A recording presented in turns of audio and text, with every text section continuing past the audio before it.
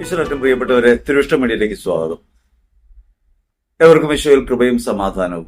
ഈ ലോക ജീവിതത്തിൽ ക്രൈസ്തവൻ എങ്ങനെയാണ് തന്റെ ധർമ്മം നിറവേറ്റി ജീവിക്കേണ്ടത് എന്നതിനെ സംബന്ധിച്ച് വ്യക്തമായ ഉൾക്കാഴ്ച നൽകുന്ന ജീവിതമാണ് വിശുദ്ധ ഔസേപ്പിന്റേത്. വിശുദ്ധ ഔസേപ്പിന്റെ ഓർമ്മ ആചരിക്കുമ്പോൾ ആധുനിക സമൂഹത്തിനകത്ത് ക്രൈസ്തവ ജീവിതം എങ്ങനെ ദൈവേഷ്ടപ്രകാരം നിറവേറ്റാം എന്നതിനെ സംബന്ധിച്ച് വിശുദ്ധൻ നൽകുന്ന മാതൃകയെ നാം പരിഗണിക്കണം.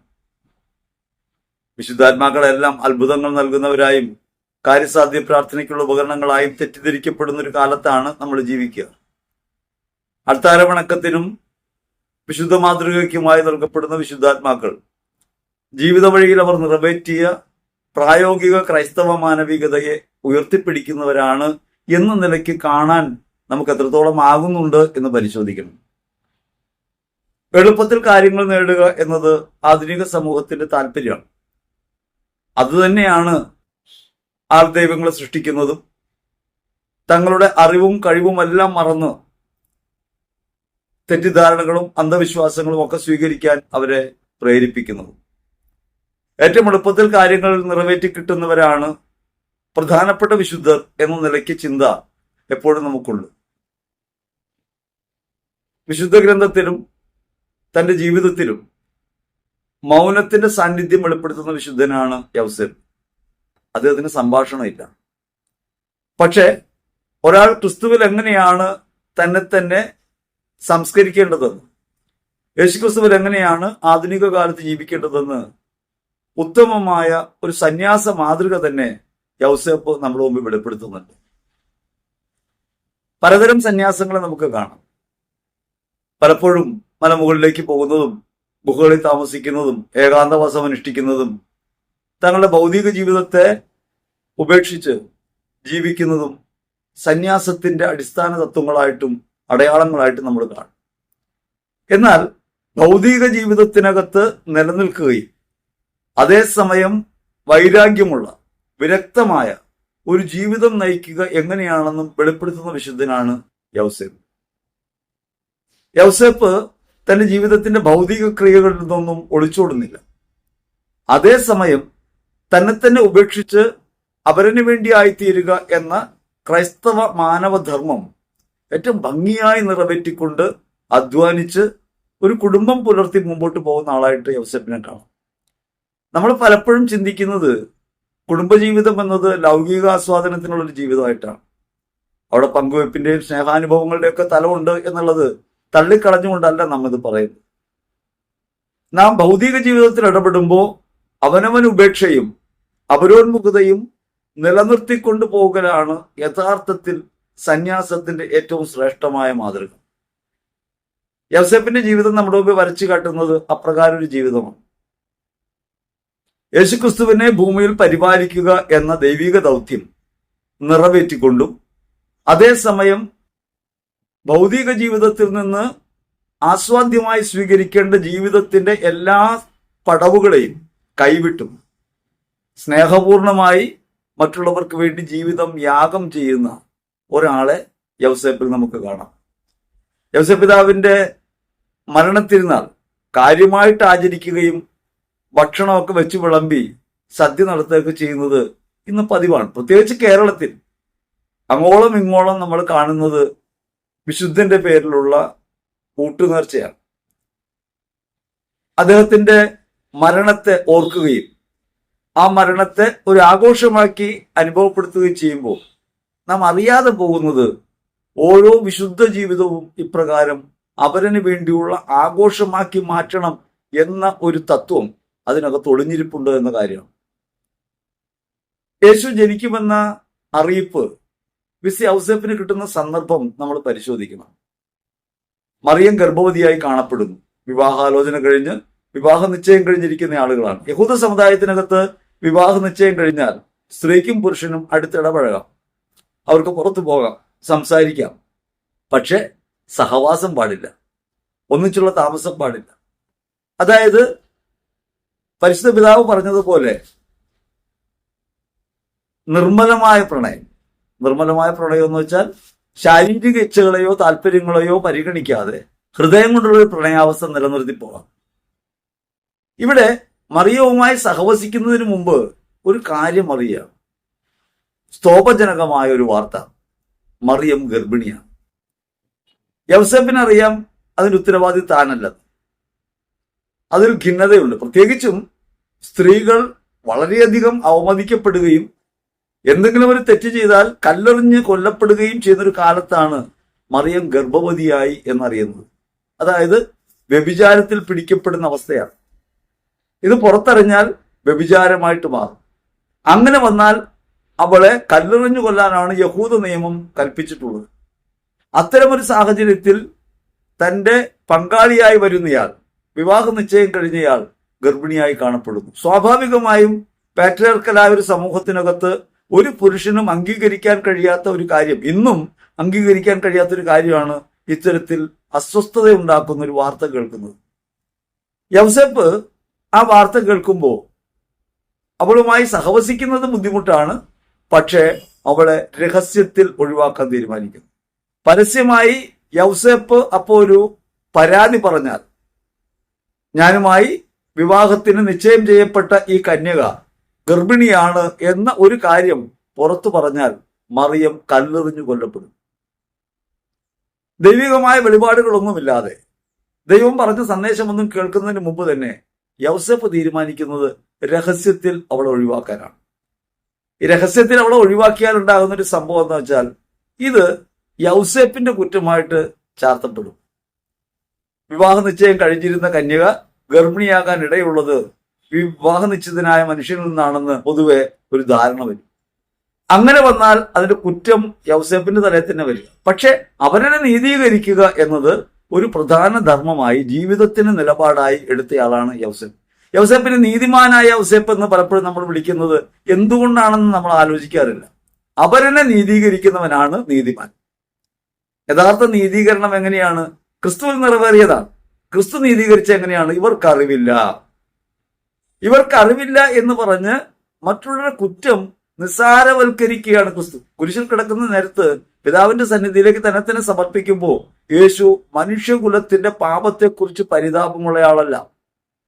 അവരുടെ പാപങ്ങൾ ക്ഷമിക്കണമേ എന്ന് പറയുകയും ഇവർ ചെയ്യുന്നത് എന്തെന്ന് ഇവരറിയുന്നില്ല, ഇവർക്കറിവില്ല, അറിവില്ലായ്മ കൊണ്ട് പറ്റുന്ന കുഴപ്പമാണ് എന്ന് പറഞ്ഞ് അവരുടെ പാപത്തെ, അവരുടെ കുറ്റത്തെ, ഈ ദുഷ്കർമ്മത്തെ ലഘൂകരിക്കാൻ അല്ലെങ്കിൽ അതിന്റെ ഉത്തരവാദിത്വത്തിൽ നിന്ന് അവരെ മോചിപ്പിക്കാൻ ക്രിസ്തു തയ്യാറാവും. ഇതേ ഒരു മനോഭാവം യൗസേപ്പിൽ നമുക്ക് കാണാം. ഈ അവരന്റെ കുറവ് അല്ലെങ്കിൽ അവരിനുണ്ടാകുന്ന ക്ഷതം, അത് അതിന്റെ ഉത്തരവാദിത്വത്തിൽ നിന്ന് അവരെ മാറ്റിക്കളയുന്നു. അങ്ങനെ രഹസ്യത്തിൽ മറിയത്തെ ഉപേക്ഷിക്കാൻ തീരുമാനിക്കുന്ന യൗസേപ്പ് അവളെ നീതീകരിക്കുകയാണ്, ന്യായീകരിക്കുകയാണ്. നമ്മുടെ ജീവിതത്തിൽ പ്രത്യേകിച്ചും കാലുഷ്യം നിറഞ്ഞൊരു കാലഘട്ടത്തിൽ എപ്പോഴും പ്രതിസ്ഥാനത്തൊരാളെ നിർത്തുക എന്ന കാര്യമാണ് നമ്മൾ ശ്രദ്ധിച്ചുകൊണ്ടിരിക്കുന്നത്. കുട്ടികൾ കുറ്റം ചെയ്താൽ കുട്ടി കുറ്റവാളികൾ, സമൂഹത്തിൽ എന്തെങ്കിലും കുറവുകൾ കാട്ടുന്ന ആളുകളൊക്കെ കുറ്റവാളികൾ, ഇവരൊന്നും ശരിയല്ല, ഇവരൊന്നും ലോകത്ത് ജീവിച്ചിരിക്കാൻ അർഹരല്ല എന്ന് കരുതുന്നൊരു മനോഭാവമാണ് നമുക്കുള്ളത്. ഒരക്രമത്തിൽപ്പെട്ട് ഒരാൾ മരിക്കാനിടയാകുന്നു. മരണത്തിന് കാരണമാകുന്ന കുഞ്ഞുങ്ങളെ പരീക്ഷ എഴുതാനായിട്ട് കോടതി അനുവാദം കൊടുക്കുന്നു. അവർക്ക് പരീക്ഷ എഴുതാൻ അനുവാദമില്ല. ഗോത്രീയമായ സ്വഭാവം വരികയാണ്. ഈ കൊന്നവനെ കൊല്ലണമെന്ന് പറയുന്നൊരു സ്വഭാവം ഉണ്ടല്ലോ മനസ്സിനകത്ത്. ആ സ്വഭാവം യഥാർത്ഥത്തിൽ ഈ സമൂഹത്തിൽ നിലനിൽക്കുന്ന ഗോത്രീയമായ പകയുടെയും വിദ്വേഷത്തിന്റെയും ഒരടയാളമാണ്. എന്തുകൊണ്ട് മനുഷ്യർ അക്രമകാരികളാകുന്നു എന്ന് ചോദിച്ചാൽ, ഇത്തരം അക്രമത്തിന്റെ ഒരു വാസന, ഒരു മനോനില നമ്മുടെ സമൂഹത്തിൽ നിലനിൽക്കുന്നു എന്ന കാര്യം നമ്മൾ കാണണം. നമ്മൾ അത് കാണുന്നില്ല. ഒരാളെ കൊന്നവനെ കൊല്ലണമെന്ന് നാം പറയുമ്പോൾ, മോഷ്ടിച്ചവനെ കല്ലെറിയണമെന്ന് നാം പറയുമ്പോൾ, നമ്മുടെ അകത്ത് ഈ അപരനിഗ്രഹത്തിന്റെ ഒരു സ്വഭാവമുണ്ട്. ഈ സ്വഭാവം രൂപം ധരിക്കുന്നതാണ് അക്രമങ്ങളിൽ. അത് നമ്മൾ കാണാതെ പോകും. അപ്പൊ അവരന്റെ കുറവുകൾക്ക് അവരെ നീതീകരിക്കാൻ, അവരന്റെ പോരായ്മകൾക്ക് അവരെ നീതീകരിക്കുന്നവരായി മാറാൻ നമുക്ക് എങ്ങനെ കഴിയണം എന്നതിനെ സംബന്ധിച്ച വ്യക്തമായ കാഴ്ചപ്പാട് യൗസേപ്പ് വയ്ക്കുന്നുണ്ട്. യൗസേപ്പ് മറിയത്തെ നീതീകരിക്കുന്നു. മറിയത്തിന് തെറ്റുപറ്റി എന്നല്ല യൗസേപ്പ് കരുതുന്നത്. അത് പുറത്തു പറയാതെ അവളെ എങ്ങനെ അതിൽ നിന്ന് മോചിപ്പിക്കാം. യൗസേപ്പ് നാടുവിടാണ്, അല്ലെങ്കിൽ ഈ ബന്ധം വേണ്ടെന്ന് പറയുകയാണെങ്കിൽ നിശ്ചയമായിട്ടും അവിടെ സമൂഹത്തിന്റെ മുൻപിൽ കുറ്റക്കാരനായിട്ട് വരുന്നത് യൗസേപ്പാണ്. രഹസ്യത്തിൽ, പരസ്യമായിട്ടല്ല, രഹസ്യത്തിൽ ഉപേക്ഷിക്കാൻ തീരുമാനിക്കുന്നു. അങ്ങനെ തീരുമാനിക്കുമ്പോഴും മറിയത്തെ ഹൃദയത്തിൽ നിന്ന് തള്ളിക്കളയോ കുറ്റപ്പെടുത്തുകയോ ചെയ്യുന്ന ആളല്ല യൗസേപ്പ്. യൗസേപ്പ് അഭയം പ്രാപിക്കുന്നത് ദൈവസന്നിധിയിലാണ്. ആധുനിക ലോകത്ത് നാം എങ്ങനെയാണ് നമ്മുടെ ജീവിതത്തെ നിയന്ത്രിക്കേണ്ടത്, അല്ലെങ്കിൽ ജീവിതത്തെ സംബന്ധിച്ച് ധാരണയിൽ എത്തിച്ചേരേണ്ടതെന്ന് വ്യക്തമായി പഠിപ്പിക്കുന്ന മാതൃക യൗസേപ്പിൻ്റെതാണ്. നമ്മൾ പ്രാർത്ഥിക്കാനായിട്ട് ദൈവത്തിന്റെ സന്നിധി പോകുന്ന കാര്യം നടക്കാൻ വേണ്ടിയാണ്, നമ്മുടെ ജീവിതത്തിൽ കുറവില്ലാതിരിക്കാൻ വേണ്ടിയാണ്, നമ്മുടെ ജീവിതം സന്തോഷകരമാകാൻ വേണ്ടിയാണ്. യൗസേപ്പ് പോകുന്നത് ദൈവത്തിന്റെ തീരുമാനം അറിയാൻ വേണ്ടിയാണ്. ഗാഢമായി അവൻ ആലോചിച്ചുകൊണ്ടിരിക്കുക. മത്തായി സുവിശേഷത്തിൽ 1-ാം അധ്യായത്തിൽ 18 മുതലുള്ള തിരുവചനങ്ങളിൽ യൗസേപ്പ് ഇപ്രകാരം പ്രാർത്ഥനാ നിരതനായി ദൈവത്തിന്റെ സന്നിധിയിലേക്ക് പോകുന്ന നമുക്ക് കാണാം. നമ്മൾ പലപ്പോഴും ഉറങ്ങുന്ന യൗസേപ്പ് പിതാവിനെ കുറിച്ചാണ് പറയാം. സ്വപ്നം കാണുന്ന യൗസേപ്പ് എന്ന് പറയുമ്പോൾ ഉടനെ നമ്മുടെ സ്വപ്നമായിട്ട് കൂട്ടിയിണക്കാണ്. അങ്ങനെ സ്വപ്നം കാണുന്ന യൗസേപ്പ് എന്ന് പറയുമ്പോൾ ഉറങ്ങിക്കിടക്കുന്ന യൗസേപ്പ്. അങ്ങനെ യൗസേപ്പ് ഉറങ്ങിയപ്പോ വേറൊരു പള്ളിയിൽ മാതാവ് ഉറങ്ങാൻ തുടങ്ങി. യൗസേപ്പ് പിതാവ് ഉറങ്ങിക്കിടന്നപ്പോഴല്ല ഈ സ്വപ്നം കണ്ടത്. അത് നമ്മൾ ആദ്യം അറിയണം. ഇത് കലാകാരന്മാരുടെ ഭാവനയിൽ പലപ്പോഴും ഇങ്ങനെയൊക്കെ വരാം. യൗസേപ്പ് സ്വപ്നം കാണുന്നു, ഉടനെ ഉറങ്ങിക്കിടക്കുന്നു. പഴയ നിയമത്തിനൊരു യൗസേപ്പ് ഉണ്ട്, സ്വപ്നം കാണുന്ന യൗസേപ്പ്. തന്റെ സഹോദരങ്ങളൊക്കെ ജോസഫിനെ ദ്രോഹിക്കാനിടയാകുന്നത് ജോസഫ് സ്വപ്നം കണ്ടു എന്നുള്ളതാണ്.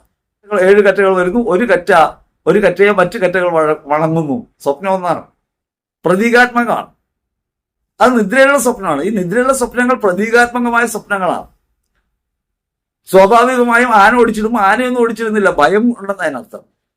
സ്വപ്നങ്ങളെ സംബന്ധിച്ച് ഇന്നും തർക്കമുണ്ട്.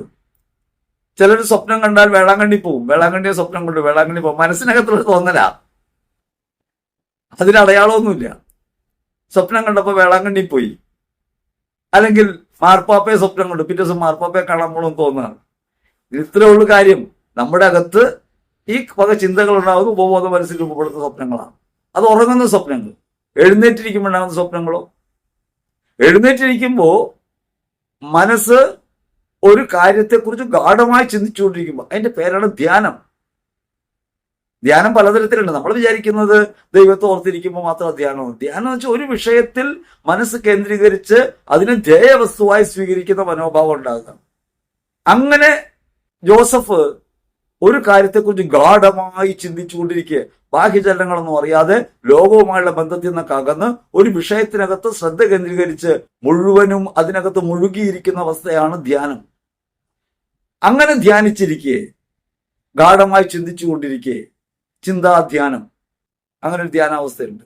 ആ ചിന്താധ്യാനത്തിലായിരിക്കുന്ന സമയത്താണ് കർത്താവിന്റെ ദൂതൻ പ്രത്യക്ഷപ്പെടുന്നത്. അത് സ്വാഭാവികമായുള്ള കാര്യമല്ല. മറിയത്ത് സ്വപ്നം കണ്ടു എന്ന് പറഞ്ഞാൽ നമുക്ക് സ്വാഭാവികം എന്ന് പറയാം, അല്ലെങ്കിൽ ഈ ജനനവുമായി ബന്ധപ്പെട്ട എന്തെങ്കിലും കാര്യങ്ങൾ സ്വപ്നം കണ്ടു എന്ന് പറഞ്ഞാൽ ന്യായമായിട്ട് കരുതാം. ഇവിടെ ഇപ്രകാരം ഗാഢമായി ചിന്തിച്ചുകൊണ്ടിരിക്കെ, ദൈവസന്നിധിയിൽ ഗാഢമായി ചിന്തിച്ചുകൊണ്ടിരിക്കെ ദൈവത്തിന്റെ ദൂതൻ പ്രത്യക്ഷപ്പെട്ട് പറയുകയാണ്, ഇങ്ങനെ അവൾ ഗർഭം ധരിച്ചിരിക്കുന്നത് പരിശുദ്ധാത്മാവിനാണ്. അവൾ ഗർഭം ധരിച്ചിരിക്കുന്നത് പരിശുദ്ധാത്മാവിലാണ്. ഇവൻ തന്റെ ജനത്തെ വിമോചിപ്പിക്കാൻ വരുന്നവനാണ്, അവന് യേശു എന്ന് പേരിടണം എന്ന കാര്യം ദൂതൻ അറിയിക്കുമ്പോൾ ദൂതന്റെ വാക്ക് കേട്ട് ജീവിതത്തിന്റെ പ്രയോഗ വഴിയെ പുനർനിശ്ചയിക്കാൻ തയ്യാറാകുന്ന ഒരു മനോനിലയാണ് യൗസേപ്പ് നമുക്ക് കാട്ടിത്തരുന്നത്. ഈ ഒരു മാതൃക ജീവിതത്തിൽ സ്വീകരിക്കേണ്ടതാ. ആധുനിക കാലത്ത് ഒരു നവസന്യാസം നമുക്ക് ആവശ്യമുണ്ട്. ആ സന്യാസം ജീവിത പ്രയോഗത്തെ ദൈവേഷ്ടത്തിന് വിധേയപ്പെടുത്തുന്ന ജീവിതം നയിക്കുക എന്നുള്ളതാണ്. ഭൗതിക ജീവിത ചുറ്റുപാടുകളിൽ നിന്ന് ഓടിയകന്നുകൊണ്ടല്ല ഇപ്രകാരം ഒരു മനോനില നാം സ്വരൂപിക്കേണ്ടത്.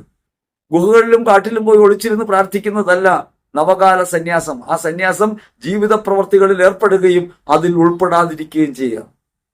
ഒരിക്കൽ ചട്ടമ്പി സ്വാമികൾ ശ്രീനാരായണ ഗുരുവിന്റെ ചോദ്യം ചോദിച്ചു, ഇപ്പൊ പ്രവൃത്തി ആരാണല്ലേ? കാരണം അദ്ദേഹം ഒരു സന്യാസിയായിരിക്കെ ശാസ്ത്ര സമ്മേളനം നടത്തുന്നു, പുതിയ പുതിയ കാര്യങ്ങൾ പറയുന്നു, മറ്റുള്ളവരെ ജോലി ചെയ്യാൻ പ്രേരിപ്പിക്കുന്നു, സംഘം ചേരണമെന്ന് പറയുന്നു, വിദ്യാഭ്യാസമാണ് പ്രധാനമെന്ന് പറയുന്നു.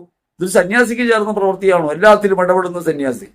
നമ്മുടെ സന്യാസി എങ്ങനെയാണ്? എല്ലാത്തിൽ നിന്നും മാറി നിൽക്കുന്ന സന്യാസി. ക്രൈസ്തവ സന്യാസം ഇവിടെ എല്ലാത്തിലും ഇടപെടുന്ന സന്യാസമാണ്. ആധുനിക കാലത്ത് 3-ാം സഹസ്രാബ്ദത്തിൽ ഈ എല്ലാത്തിലും ഇടപെടുമ്പോൾ എങ്ങനെയാണ് ഒരു സന്യാസിയാകുന്നതെന്ന് ഗുരുവിന്റെ കാഴ്ചപ്പാടി നമുക്ക് കാണാം. ഗുരുവിനോട് ചട്ടമ്പി സ്വാമി ചോദിച്ചു, ഇപ്പൊ പ്രവൃത്തിയാരാണല്ലേ, എല്ലാ ജോലിയിലും ഇടപെടുന്ന ഒരാളാണല്ലേ, അതിനർത്ഥം സന്യാസി അല്ലല്ലേ എന്നാണ് സന്യാസ കാഴ്ചപ്പാടിനെ കുറിച്ചുള്ള ധാരണ. അതാണ് ഈ ലോകത്തുനിന്ന് വേർപെട്ട് ജീവിക്കുന്നവരാണ് എന്നൊരു ധാരണയാണ്. എന്നാൽ എല്ലാറ്റിലും ഇടപെടുന്ന ഒരാളാണെന്ന് ഗുരു പ്രസ്താവിക്കുന്നത് ഒരു വേറൊരു വാക്കിലൂടെയാണ്. പ്രവൃത്തിയുണ്ട് ആരില്ല. ശരിക്കും പറഞ്ഞാൽ യൗസേപ്പിൽ നമുക്ക് കാണാവുന്നത് പ്രവൃത്തിയുണ്ട് ആരില്ല. ഞാൻ അപ്രസക്തനാവുകയും മറ്റുള്ളവർക്ക് വേണ്ടിയുള്ള ജീവിതത്തെ വിനിയോഗിക്കുകയും ചെയ്യുമ്പോൾ യഥാർത്ഥ സന്യാസത്തിലേക്ക് വരാൻ നമുക്ക് പറ്റും. ഞാൻ നിങ്ങളും ജീവിക്കുന്ന ചുറ്റുപാടിൽ നമ്മളെപ്പോഴും വിചാരിച്ചുകൊണ്ടിരിക്കുന്നത് നമ്മളൊക്കെ ലൗകികരല്ലേ, നമ്മളൊക്കെ ലോകത്ത് ജീവിക്കുന്നവരല്ലേ, സന്യാസിയെ പോലെ അല്ലല്ലോ, നമ്മൾ സന്യാസ സമൂഹത്തിൽ പെട്ടിട്ടില്ലല്ലോ. ഇതൊരു ഇളവായിട്ട് നമ്മൾ കാണുകയാണ്. അതുകൊണ്ട് നമ്മുടെ ജീവിതം നമുക്ക് ഇഷ്ടം പോലെ നയിക്കാനുള്ളതാണ്, നമ്മൾ തെറ്റിദ്ധരിക്കും. വാസ്തവത്തിൽ യൗസേപ്പ് കാട്ടുന്ന മാതൃക എന്താണ്? പ്രവൃത്തിയുണ്ട് ആരില്ല. അവനവൻ ഉപേക്ഷിക്കുന്നു. സ്വന്തം താല്പര്യങ്ങളെ, സ്വന്തം ജീവിതത്തെ ഉപേക്ഷിച്ച് ദൈവം പറഞ്ഞ വഴിയെ ചരിക്കുക എന്നതാണ് യഥാർത്ഥത്തിൽ നാം പുലർത്തേണ്ട മനോഭാവം. യൗസേപ്പ് യേശുവിന്റെ വളർത്തുപിതാവാകുന്നു, മറിയത്തിന് സംരക്ഷകനായിട്ട് മാറുന്നു. നമ്മുടെ ജീവിതത്തിൽ നാം ജീവിതം വിനിയോഗിക്കുന്നത് തിരിച്ചു കിട്ടുമെന്ന പ്രതീക്ഷയിലാണ്. ഏതൊരു ബന്ധവും നിലനിൽക്കുന്നത് സ്നേഹിക്കപ്പെടണം എന്ന ആശയത്തിലാണ്. എന്നെ സ്നേഹിക്കണം, എന്നെ അംഗീകരിക്കണം, എന്നെ തൃപ്തിപ്പെടുത്തുക എന്നതിനെ ലക്ഷ്യമാക്കിയാണ് ഓരോ ബന്ധവും നമ്മൾ സ്വരൂപിക്കുന്നത്. നമ്മുടെ ദാമ്പത്യ ബന്ധമായാലും സൗഹൃദങ്ങളായാലും സാമൂഹ്യ ബന്ധങ്ങളായാലും ഞാൻ കോൺട്രിബ്യൂട്ട് ചെയ്യുന്നതിന് ഇരട്ടിയായി തിരികെ എടുക്കാം എന്ന വ്യാമോഹത്തിൽ അടിയുറച്ചതാണ്. അങ്ങനെയല്ലേന്ന് ആലോചിക്കണം. മക്കൾക്ക് ജീവിത നിലവാരത്തിന് പണം കൊടുക്കുമ്പോൾ ഒരു ഇൻവെസ്റ്റ്മെന്റ് ആയിട്ടാണ് മാതാപിതാക്കൾ കാണുന്നത്. സമ്പത്ത് കാലത്ത് ദൈവത്ത് വെച്ചാൽ ആപത്ത് കാലത്ത് കാപത്ത് തിന്നാം. അങ്ങനെ ഇവർ വളർന്നു വരുമ്പോൾ തങ്ങളെ സംരക്ഷിക്കും. വാർദ്ധക്യകാലത്ത് ഉപകാരപ്പെടാൻ വേണ്ടി മക്കളെ വളർത്തുകയും സമ്പത്തുണ്ടായാൽ തങ്ങളുടെ ജീവിതം സുരക്ഷിതമാകും തെറ്റിദ്ധരിക്കുകയും ചെയ്യുന്ന മാതാപിതാക്കൾ യഥാർത്ഥത്തിൽ ചെയ്യുന്ന പ്രവൃത്തി എന്താണെന്നറിയാമോ? ഇങ്ങനെ വാഴ വെക്കുന്ന പ്രവൃത്തിയാണ്. എന്നിട്ട് മക്കളെ വാഴയെന്ന് വിളിക്കുന്നതിന്റെ അർത്ഥമുണ്ടോ?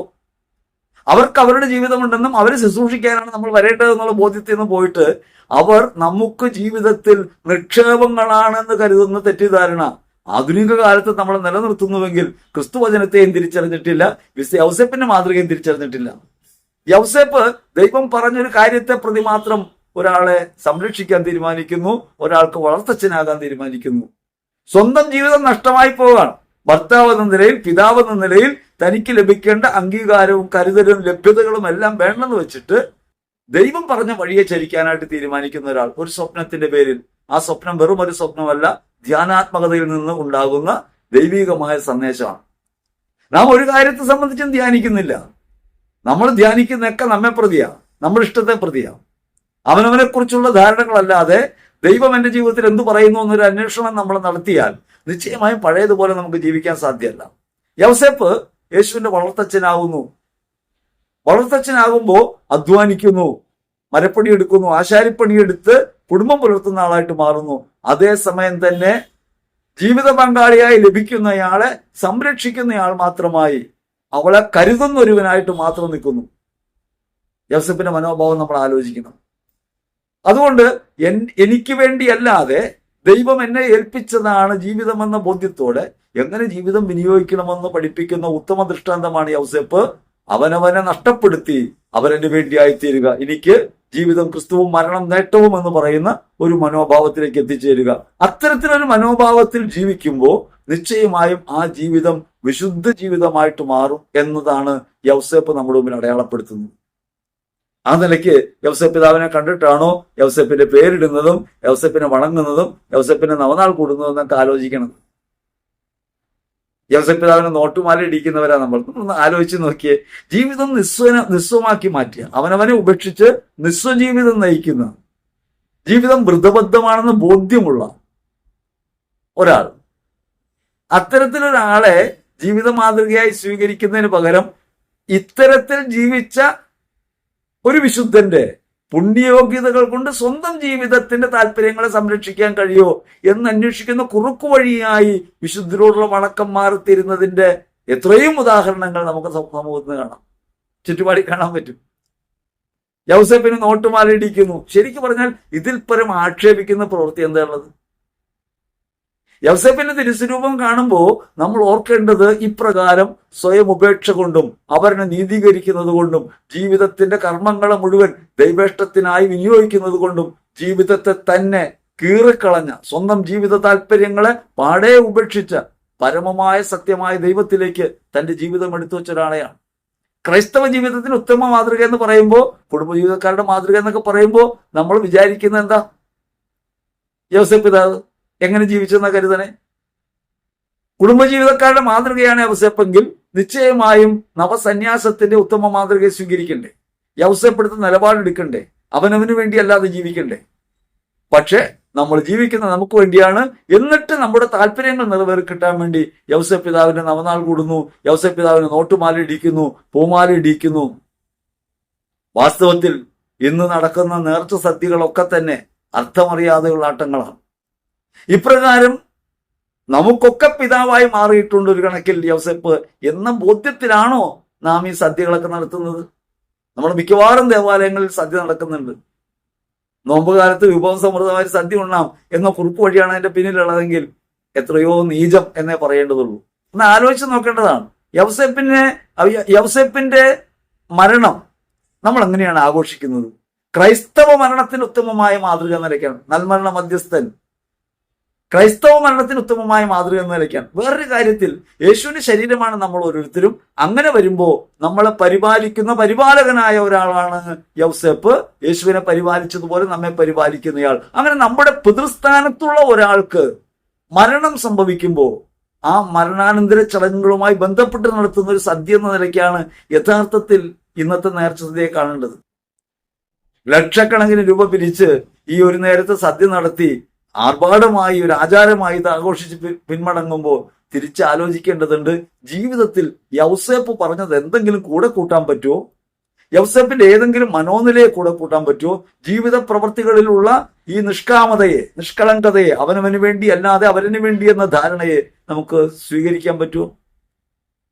25-ാം തിരുവചനം എത്തുമ്പോ, വിശുദ്ധ മത്തായി സുവിശേഷം 1:25 എത്തുമ്പോ യൗസേപ്പ് ശിശുവിനെ പ്രസവിക്കുന്നത് വരെ അവളെ അറിഞ്ഞില്ല എന്ന് പറയും. ഇത് പറഞ്ഞിട്ടാണ് എതിർകക്ഷികളായ കുറെ ആളുകൾ, എല്ലാത്തിനും എതിരുണ്ടാവുമല്ലോ, എങ്ങനെയാണ് നിങ്ങൾ പറയുന്നത് ശരിയല്ലെന്ന് പറയാൻ ഞങ്ങളുടേതായ ഒരു ന്യായം ഉണ്ടാക്കാൻ വേണ്ടി നിങ്ങൾ പറയുന്നതിൽ നിന്ന് തന്നെ ഒരു വാക്യം അടർത്തിയിടുന്നു. യൗസേപ്പ് അവളെ അറിഞ്ഞില്ല. എന്തെങ്കിലും തരത്തിൽ ഒരു ലൗകിക ജീവിതത്തിലേക്ക് യൗസേപ്പ് പിതാവ് വന്നിട്ടുണ്ടായിരുന്നെങ്കിൽ വിശുദ്ധ ഗ്രന്ഥം പരിശോധിക്കുമ്പോൾ അതിലൊരു വാക്ക് വെട്ടിക്കളഞ്ഞാൽ പോരെ? അവളെ അവൻ അറിഞ്ഞില്ല എന്ന ഒരു വാചകം വെട്ടിക്കളഞ്ഞാൽ പരിപാടി തീർന്നില്ലേ? പക്ഷെ വിശുദ്ധ ഗ്രന്ഥം ഒന്നും ഒഴിവാക്കിക്കൊണ്ടല്ല, അതിന്റെ യാഥാർത്ഥ്യം ഉറപ്പുള്ളത് കൊണ്ടാണ് വിശുദ്ധ ഗ്രന്ഥം അത് പ്രസ്താവിക്കുന്നത്. അവളെ അവൻ അറിഞ്ഞില്ല, പരിഗ്രഹിച്ചില്ല എന്നാണ് ചില ബൈബിളുകളിൽ കാണുക. പരിഗ്രഹിക്കുക വെച്ചാൽ അറിയുക എന്നാണ്. എങ്ങനെയാണ് അറിയുക? നമ്മുടെ ധാരണയിൽ ഒരു സ്ത്രീയെ അറിയണമെങ്കിൽ ദാമ്പത്യധർമ്മം നിറവേറ്റണം, ലൈംഗിക ജീവിതം ഉണ്ടാകണം. നമ്മൾ സ്ത്രീ അറിയാന്ന് പറയുന്നതിന് കാര്യമായിട്ട് കാണുന്നത് അങ്ങനെയാണ്. യൗസേപ്പ് പറഞ്ഞത് മറിയത്തിന്റെ ഉദരത്തിൽ വളർന്ന കുഞ്ഞ് യഥാർത്ഥത്തിൽ പരിശുദ്ധാത്മാവിനാൽ ഉരുവാക്കപ്പെട്ടവനാണെന്ന്, ദൈവപുത്രനാണെന്ന് യൗസേപ്പ് പറയുകയാണ്. എങ്ങനെയാണ് അത് യൗസേപ്പ് പറയുന്നത്? അതാണ് ക്രിസ്തുവിലേക്ക് തിരിയുന്ന ഒരാൾക്ക് കൃത്യമായി കാണാൻ കഴിയുന്ന അടയാളങ്ങൾ യൗസേപ്പ് കാണാം. യേശു ജനിക്കുന്നത് വരെ മാലാഖ പറഞ്ഞ ഒരു വാക്ക് മാത്രമാണ് യൗസേപ്പിന്റെ അകത്തുള്ളത്. മാലാഖ ഇങ്ങനെ പറഞ്ഞിട്ടുണ്ട്, അതുകൊണ്ട് വിശ്വസിക്കുന്നു. നമ്മുടെ വിശ്വാസം എപ്പോഴും ദൃഷ്ടാന്തങ്ങൾ കൊണ്ട് ഉറപ്പിക്കപ്പെടണം. അതുകൊണ്ട് എന്തൊരു സന്ദേശം കിട്ടുമ്പോഴും അതിനൊരു അടയാളം ഉണ്ടാവും. അപ്പൊ മറിയം ഗർഭിണിയാകുന്ന സമയത്ത് എലിസബത്ത് ഗർഭിണിയാണെന്ന് പറയുന്ന ഒരു അടയാളം ദൂതൻ തന്നെ പറയുന്നുണ്ട്. ഇത് വാസ്തവമാണെന്ന് ബോധ്യപ്പെടുത്താൻ, മാനുഷികതയുടെ ബലഹീനതയെ പരിഹരിച്ച് ഒരു കാര്യത്തിൽ തീർപ്പ് കൽപ്പിക്കാൻ വേണ്ടി നൽകുന്ന ഒരു അടയാളമാണ്. അത് മറിയത്തിന് കൃത്യമായിട്ട് അവിടെ ചെന്നപ്പോൾ കിട്ടുകയും ചെയ്തു. മറിയം അവിടെ ചെന്നു, എലിസബത്തിനെ ഒന്ന് അഭിവാദ്യം ചെയ്തു. അപ്പോൾ എലിസബത്തിന്റെ ഉദരത്തിൽ ശിശു കുതിച്ചു ചാടി. അവൾ പരിശുദ്ധാത്മാവിനെ നിറഞ്ഞു പറഞ്ഞു, എന്റെ കർത്താവിന്റെ അമ്മ എന്നെ കാണാൻ വരുന്ന ഈ മഹാഭാഗ്യം എനിക്ക് എവിടെ എന്ന്. മറിയത്തിന് എന്തെങ്കിലും ഒരു സംശയം ഉണ്ടായിട്ടുണ്ടെങ്കിൽ ജീവിതത്തിൽ ഒരിക്കലും അതില്ലാതിരിക്കത്തക്ക വിധം അത് പരിഹരിക്കപ്പെടുക. ഇവിടെ യൗസേപ്പ് 3-4 കാര്യങ്ങൾ കാണുന്നുണ്ട്. ഒന്ന്, ജ്ഞാനികൾ വരികയാണ്. ജ്ഞാനികൾ വരുന്ന കിഴക്ക് നിന്നാണ്, വളരെ ദൂരദേശത്ത് നിന്ന് ഒരു നക്ഷത്രത്തെ പിഞ്ചൊന്ന് ഈ പുൽത്തൊഴുത്തിൽ വരുന്നു. എന്നിട്ട് പൊന്നും കുന്തിരിക്കവും മീറയും കാഴ്ചവെക്കുന്നു. ഇപ്രകാരം ജ്ഞാനികളായ രാജാക്കന്മാർ ചെയ്യുന്ന പ്രവൃത്തി വാസ്തവത്തിൽ ദൈവികമായൊരു അടയാളമാണ്. ജനിച്ചത് ദൈവപുത്രനാണെന്നുള്ള വെളിപ്പെടുത്തലാണ്.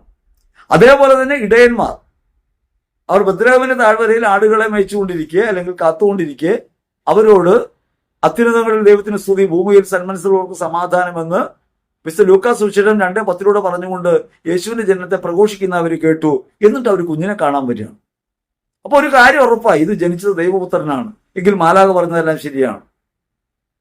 അങ്ങനെ മറിയം പരിശുദ്ധയാണെന്നും ജനിച്ചത് പരിശുദ്ധനായ ദൈവപുത്രനാണെന്നും താൻ തിരിച്ചറിഞ്ഞു എന്ന അർത്ഥമാണ് യഥാർത്ഥത്തിൽ. അതുവരെ അവളെ അറിഞ്ഞില്ല, അവളുടെ പരിശുദ്ധിയെക്കുറിച്ച് മനസ്സിലായില്ല. കേവലമായൊരു സന്ദേശം മാത്രമേ ഉണ്ടായിരുന്നുള്ളൂ. ഇപ്പോ അത് വ്യക്തമാകുന്നു. ഇനി മാത്രമല്ല, സ്വപ്നത്തിൽ വീണ്ടും യൗസേപ്പിനോട് ദൈവം പറയാണ് ഇവിടെ നിന്ന് പലായനം ചെയ്യുക. അങ്ങനെ ഈജിപ്തിലേക്ക് പോകുന്നു. കുട്ടിയെ സംരക്ഷിക്കാനായി അതാണ് ജീവിത ദൗത്യം എന്ന നിലയ്ക്ക് മാറിത്തീരുകയാണ്. രാജാക്കന്മാരുടെ കൊലക്കത്തിയിൽ നിന്ന് ഈ കുഞ്ഞിനെയും പിടിച്ചുകൊണ്ടുള്ള ഓട്ടം യഥാർത്ഥത്തിൽ തീഷ്ണതയോടെ നിർവഹിക്കാൻ കഴിയുന്നത് ദൈവപുത്രനാണെന്ന ബോധ്യം കൊണ്ടാണ്. അഥവാ എന്റെ ദൈവിക ദൗത്യമാണ്, എന്റെ ജീവാർപ്പണത്തിന്റെ വഴിയാണെന്ന ബോധ്യമാണ്. അപ്പൊ ജീവിതത്തിൽ നമുക്ക് നൽകപ്പെട്ട ജീവിത സാഹചര്യങ്ങളെ ദൈവം നൽകുന്ന അവസരങ്ങളായി സ്വീകരിച്ചുകൊണ്ടും ദൈവ നിയോഗമാണ് നമ്മുടെ ജീവിതം എന്ന ബോധ്യത്തോടെയും നിഷ്ഠയോടെ ജീവിക്കാൻ, ഓട്ടം പൂർത്തിയാക്കാൻ നമ്മെ ശക്തിപ്പെടുത്തുന്ന ഒരു വിശുദ്ധ മാതൃകയാണ് യൗസേപ്പ്. എത്രത്തോളം നമ്മുടെ ഹൃദയത്തെ യൗസേപ്പ് ഭരിക്കുന്നുണ്ട് എന്ന കാര്യം ഒന്ന് ആലോചിക്കണം. നാടൊട്ടുക്ക് ഫ്ലക്സുകളുണ്ട്, നാടൊട്ടുക്ക് കിടന്നുറങ്ങുന്ന യൗസേപ്പുണ്ട്. ഇതെല്ലാം പണത്തിന് വേണ്ടിയുള്ള കച്ചവടമായി, ആത്മീയ കച്ചവടമായി തരം താഴുന്നു. യഥാർത്ഥത്തിൽ ഈ വിശുദ്ധാത്മാവ് വളരെയധികം ഖിന്നനായിരിക്കും, അല്ലെങ്കിൽ വിശുദ്ധാത്മാവ് വളരെയധികം അവമതിക്കപ്പെടുന്നുണ്ട് യഥാർത്ഥത്തിൽ എന്ന കാര്യം നമ്മൾ ഓർക്കണം. നമ്മുടെ താൽക്കാലിക സൗകര്യങ്ങൾ നിറവേറി കിട്ടാൻ വേണ്ടി, ഭൗതിക ജീവിതം സുരക്ഷിതമാക്കാൻ വേണ്ടി അല്ല വിശുദ്ധാത്മാക്കളെ നാം വണങ്ങേണ്ടത്. അവർ ജീവിതത്തിൽ ക്രിസ്തുവിനോട് പുലർത്തിയ ഗാഢമായ ബന്ധത്തെ, ആ ബന്ധത്തിലേക്ക് എത്തിച്ചേരാനുള്ള വഴിയായ അവരുടെ ജീവിതത്തെ നടത്തിയ വഴികളിലൂടെ നടക്കാൻ എനിക്ക് നിങ്ങൾക്കും കഴിയുമെങ്കിലാണ് യഥാർത്ഥത്തിൽ വിശുദ്ധാത്മാക്കളെ നാം സ്നേഹിക്കുന്നവരായിട്ട് മാറുക. പ്രത്യേകിച്ചും കുടുംബജീവിതക്കാരുടെ മധ്യസ്ഥൻ എന്ന് പറയുമ്പോൾ ഒരു നവജീവിത സന്യാസമാണ്, ഒരു നവസന്യാസ മാതൃകയാണ് യൗസേപ്പ് നമ്മുടെ മുമ്പിൽ വെക്കുന്നത്. അത് പ്രവർത്തികൾ ചെയ്തുകൊണ്ട് തന്നെ, ലോകത്തിന്റെ കർമ്മങ്ങളിൽ ഏർപ്പെട്ടുകൊണ്ട് തന്നെ അവനവന് വേണ്ടിയല്ലാതെ അവരന് വേണ്ടിയായി തീരാൻ, മറ്റുള്ളവർക്ക് വേണ്ടി ജീവിക്കാൻ, സ്വന്തം ജീവിതം വിനിയോഗിക്കുന്ന വിവേകം എങ്ങനെ നമുക്ക് പ്രവർത്തിക്കാമെന്നാണ് യൗസേപ്പ് നമുക്ക് കാട്ടിത്തരുന്നത്. യൗസേപ്പ് കുടുംബജീവിതത്തിന്റെ സുഖഭോഗങ്ങളിലേക്കല്ല, അല്ലെങ്കിൽ അവകാശങ്ങളിലേക്കല്ല, തന്റെ ജീവിതത്തിന്റെ അർപ്പണവേദിയായിട്ട് കുടുംബജീവിതത്തെ കാണാൻ പറ്റുന്നു, ലൗകിക ജീവിതത്തെ കാണാൻ പറ്റുന്നു. അങ്ങനെ ഭൗതികതയെ ആത്മീയതയായി പരിവർത്തിപ്പിക്കുന്ന യഥാർത്ഥ വിശുദ്ധ മാതൃക യൗസേപ്പിൽ വിളങ്ങുന്നുണ്ട്. യൗസേപ്പ് നമ്മുടെ മുമ്പിൽ അവതരിപ്പിക്കുന്ന ഈ മാതൃക ആധുനിക കാലത്ത് പ്രത്യേകിച്ചും നാം മുറുകെ പിടിക്കേണ്ടതുണ്ട്. കാരണം ഇത് ഭൗതികതയുടെ ലോകമാണ്, അതിപ്രസരമാണ്. ഭൗതിക സുഖഭോഗങ്ങളും സൗകര്യങ്ങളും വർദ്ധിച്ചു വരികയും ജീവിതം എന്നത് അവനവൻ്റേത് മാത്രമാണെന്നും അവനവന് വേണ്ടി മാത്രമാണെന്നും എന്നെ സ്നേഹിക്കാത്തവരെ തള്ളിക്കളയണമെന്നും പറയുന്ന ലോക സാധ്യത, സാമാന്യത വളരെയധികം വർദ്ധിച്ചൊരു കാലത്ത് അവനവന് വേണ്ടി അല്ലാതെ അവന് വേണ്ടി ജീവിക്കണമെന്ന് പറയുന്ന യഥാർത്ഥ ക്രൈസ്തവ മാതൃകയെ ഉയർത്തിപ്പിടിക്കാൻ യൗസേപ്പിന്റെ മാതൃകയും യൗസേപ്പിന്റെ മാധ്യസ്ഥവും നമുക്ക് തുണയായിട്ടുണ്ട്. ഏറ്റവും പ്രിയപ്പെട്ടവരെ, അതുകൊണ്ട് നാം ആലോചിക്കേണ്ടതുണ്ട്, മിസ്റ്റർ യൗസേപ്പ് പിതാവിന് വണങ്ങാറുണ്ടോ? യൗസേപ്പ് പിതാവിനെ എങ്ങനെയാണ് കാണുന്നത്? മിസ്റ്റർ യൗസേപ്പ് എന്ത് മാതൃകയാണ് നമുക്ക് കാട്ടിത്തരുന്നത്? ഈ മാതൃകയ്ക്കനുസരിച്ച് ജീവിക്കാനാണോ നാം തുനിഞ്ഞിട്ടുള്ളത്? നവനാളുകളുണ്ട്, യൗസേപ്പിന്റെ പേരിൽ ദേവാലയങ്ങളുണ്ട്, നേർച്ച കാഴ്ചകളുണ്ട്, നേർച്ച സദ്യകളുണ്ട്, യൗസേപ്പിന്റെ പേരിൽ സ്ഥാപനങ്ങൾ ഒട്ടനവധിയുണ്ട്, സന്യാസ സമൂഹങ്ങൾ പാറ്റേണായിട്ട് യൗസേപ്പിനെ എടുത്തു വെച്ചിട്ടുണ്ട്.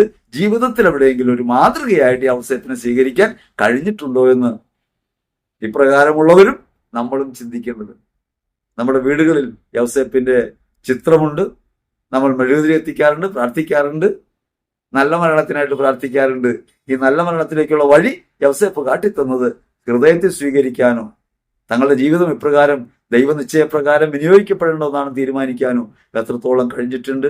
അതുപോലെ മറ്റുള്ളവരെ നീതീകരിക്കാൻ, അവർ പരിശുദ്ധരാണെന്ന് വിശ്വസിക്കാൻ, മറ്റുള്ളവരെ മാനിക്കുന്നവരായി ജീവിക്കാൻ, ജീവിത ദൗത്യങ്ങളോട് പിറുപിറുപ്പില്ലാതെ, പരാതിയില്ലാതെ സഹന വഴികളിലൂടെ മുമ്പോട്ട് പോകാൻ എത്രത്തോളം നമുക്കാകുന്നുണ്ട്. ഇങ്ങനൊരു വ്രതം മാമുദീസയിൽ നമ്മൾ എടുത്തതാണ്. ആ വ്രതത്തെ യൗസേപ്പിന്റെ മാതൃകയാൽ പരിപോഷിപ്പിക്കാൻ എനിക്ക് നിങ്ങൾക്കും അവസരമാണ്. ഇത്തരം തിരുനാളാചരണങ്ങളും ഓർമ്മകളും സദ്യയുണ്ട്. ഏമ്പക്കം വിട്ട് വീട്ടിലേക്ക് പോകുമ്പോൾ ഹൃദയത്തിൽ ഓർക്കണം, ഇത് സ്വന്തം പിതാവിന്റെ ശുശ്രൂഷയിൽ, മരണാനന്തര ശുശ്രൂഷയിൽ ഭാഗവാക്കാകുന്ന അനുഭവത്തോടെയാണ് സ്വീകരിക്കേണ്ടത്. പിതാവ് നമുക്ക് സംരക്ഷകനായിട്ടുണ്ട്. വളർത്തു പിതാവ് നമ്മുടെയും സംരക്ഷകനാണ്, തിരുസഭാ പാലകനാണ്. നമ്മുടെ ഏത് സംരംഭങ്ങളെയും ജീവിത പ്രയോഗങ്ങളെയും ക്രിസ്തുവിൽ പുരോഗമിപ്പിക്കാൻ മാതൃകയാണ്. ആ നിലയ്ക്ക് വിശുദ്ധനെ സ്വീകരിക്കാൻ എനിക്ക് നിങ്ങൾക്കും കഴിയട്ടെ. അതിനെതിരായി ലോകം വെച്ച് നീട്ടുന്ന എല്ലാ പ്രലോഭന മാർഗങ്ങളെയും അതിജീവിക്കാൻ വിരക്തിയുടെ, വൈരാഗ്യത്തിന്റെ ഒരു ജീവിതം. വിരക്തി എന്ന് വെച്ചാൽ വിട്ടു നിൽക്കാനുള്ള കഴിവാണ്. ചേമ്പലയിൽ വെള്ളമെന്ന പോലെ നമ്മൾ നിൽക്കണം. വിശുദ്ധ ജീവിതം അതാണ്. ലോകത്തെല്ലാം ഉണ്ട്, എല്ലാം നമുക്കുള്ളതാണ്. പക്ഷെ എനിക്ക് ക്രിസ്തുവിനെ പ്രതി പലതും വേണ്ടെന്ന് വെക്കാൻ നമുക്ക് കഴിയണം. അവനവനെ ഉപേക്ഷിക്കാൻ, സ്വന്തം താല്പര്യങ്ങൾ ഉപേക്ഷിച്ച് ജീവിക്കാൻ. ആ വിരക്ത മാതൃക നമുക്ക് അനുകരണീയമാണ്. ലോകം ആസക്തികളിൽ കലുഷിതമാകും. ആസക്തികളാൽ കലുഷിതനായ പഴയ മനുഷ്യൻ തിരിഞ്ഞു മാറ്റി പുതിയ മനുഷ്യനായ ക്രിസ്തുവിനെ ധരിക്കാൻ പ്രായോഗിക മാർഗമാണ് യൗസേപ്പിന്റെ ജീവിത മാതൃക. ആ മാതൃകയെ സ്വീകരിച്ച് ജീവിക്കാൻ എനിക്ക് നിങ്ങൾക്കും വിശുദ്ധന്റെ മാധ്യസ്ഥവും തുണയും എപ്പോഴും ഉണ്ടാകട്ടെ എന്ന് ഹൃദയപൂർവ്വം പ്രാർത്ഥിക്കുന്നു. ആമേൻ.